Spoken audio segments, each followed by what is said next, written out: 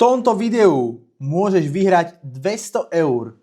Ak budeš pokračovať v pozeraní tohto videa, je šanca, že nájdeš určité znamenia, ktoré ti naznačia to, ako sa dostať k 200 €. No nič. Viem, že to už bude tretie video o Carlosovi, ale keďže je to tak horúca novinka, všetci ma zdisovali, že som bol neskorý, tak teraz niečo vidia o Carlosovi a hneď idem za počítač a idem bomby. Chápeš? Len môj strihač občas nestíha. Něco ty tě řeknu tady za nás, za všechny starší kluky, jo. Já tě budu... Môj strihač býval do mňa asi tak 100 000 metrov, kilometrov, všetkého. No nič máme nabité. Takže budem sa snažiť hovoriť viacej tak energeticky, lebo akože v poslednom videu som bol taký, že...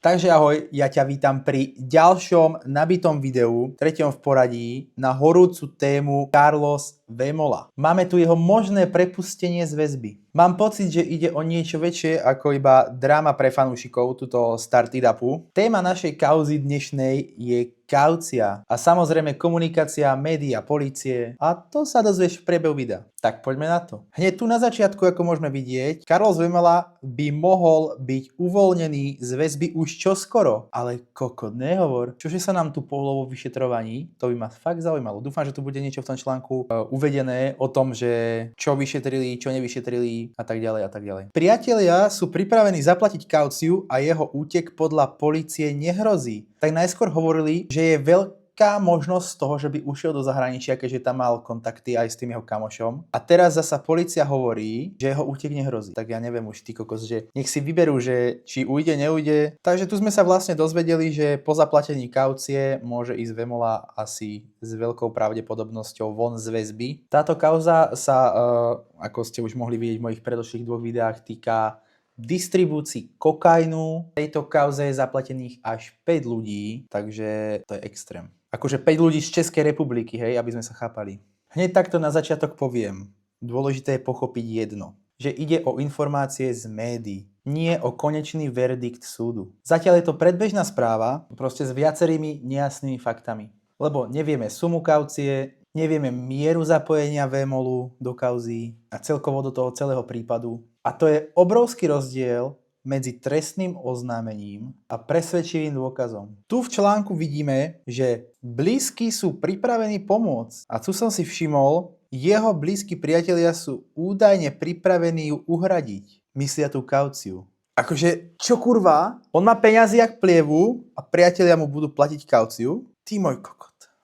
Pozor, pozrite sa, ako to mediálne funguje.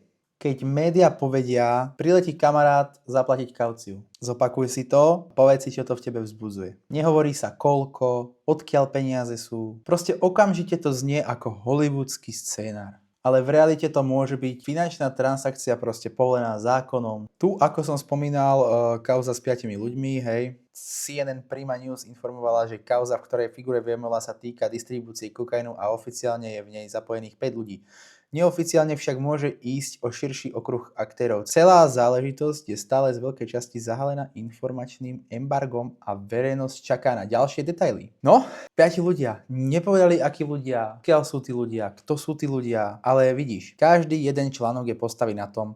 Je tam 5 ľudí, zoberme si toho najslavnejšieho a poďme to na ňom celé postaviť. Ale musíme si povedať, väzba proste nie je trest. Je to preventívne opatrenie. A zároveň kaucia funguje ako taká záruka. Proste, že človek zostane k dispozícii súdu. Ak teda polícia tvrdí, že nehrozí útek, tak to zvyšuje šancu prepustenia Carlosa, hej? Povedzme si na rovinu. Proste nie je to predčasné oslobodzovanie ani uznávanie viny, aby sme sa chápali, že zaplatím kauciu a mám pokoj. Stále ma tu tak štvú, alebo skôr si dávam pozor na tie divné prvky kauzy, hej? Povedzme to tak. Alebo nazval by som ich kontroverznými.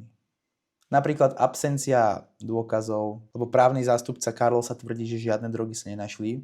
Tvrdia to dokonca aj všetky médiá. Ale je tam podozrenie na dovoz 20 kg kokainu. Ty koko, čo ti jebe, keby mám 20 kg kokainu, tak by som ho dal na políciu, že našiel som ho na ulici a vôbec by som ho nepredal. A povedzme si ale na rovinu, keď médiá píšu o 20 kg kokainu, tak čo si predstavíme? Normálne, že mafiánsky príbeh brutálneho Dona Carlosa, ktorému sneží na dvore, ale v skutočnosti to vôbec tak nemusí byť. Ale z tohto plynie ponaučenie.